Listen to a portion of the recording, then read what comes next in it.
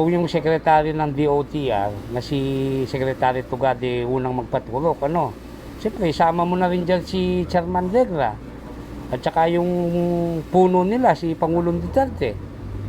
Maayos-ayos yung pakiramdam namin. Bilhin mo, 1 taon na yung COVID na yan. Ganito hamonin ni Danilo Yumul, Chairperson ng Confederation of Passenger Transport of Central Luzon, ang National Immunization Technical Advisory Group ng IATF. Nagugat ito sa kanilang mungkahi na baguhin ang priority list kung saan una nang isasalang sa libreng Sinovac vaccination ng gobyerno ang mga economic frontliners. Nakabilang na dito ay ang mga nasa transport group, magsasaka, minero, mangingisda at iba pa. Ayon kay Yumul, tulad ng mga medical frontliners, dapat silang ikonsiderang mas high risk sa infection dahil hinaharap nila araw-araw ang publiko. Kung alin yung effective sa buong mundo, halimbawa, yung mga cabinet member ni Pangulong Digong at saka si Pangulong Digong mismo yung na-test niya yan, siyempre doon kami.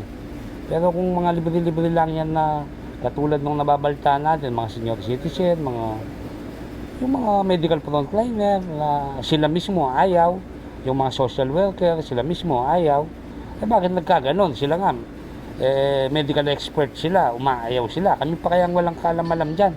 Tinatayang nasa 80,000 katao ang nasahanay umano ng transportasyon sa Central Luzon. Ang kailangang mabakunahan kung sakaling matuloy ang panukalang sila ay gawing prioridad sa libreng bakuna. Ilan sa nakausap ng news team, abot-abot naman ang kanilang pag-aalinlangan. Nagpapasalamat po kami kung mababakunahan kami ng libre ng pamahalaan. Pero sana po, yung piliin nila ay yung mataas ang efficacy niya. Hindi yung pipili tayo ng nasa 50% lang. Magkakaroon tayo ng sense of false confidence. Talagang hindi kami pabor dahil dapat sila muna, masampulan muna para malaman namin kung gaano ba talaga ka-epektibo yung Sinovac na yan.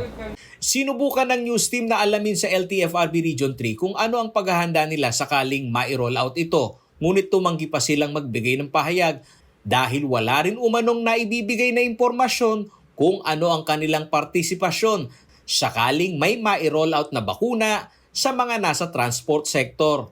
Matatandaan nitong Lunes, February 22, isinapubliko na ng Food and Drugs Administration na ginawaran na ng emergency use authorization ang Chinese drug maker na Sinovac. Ang kaso, hindi ito inirekomendang iturok sa sektor ng pinaka-prioridad sanang mabigyan nito.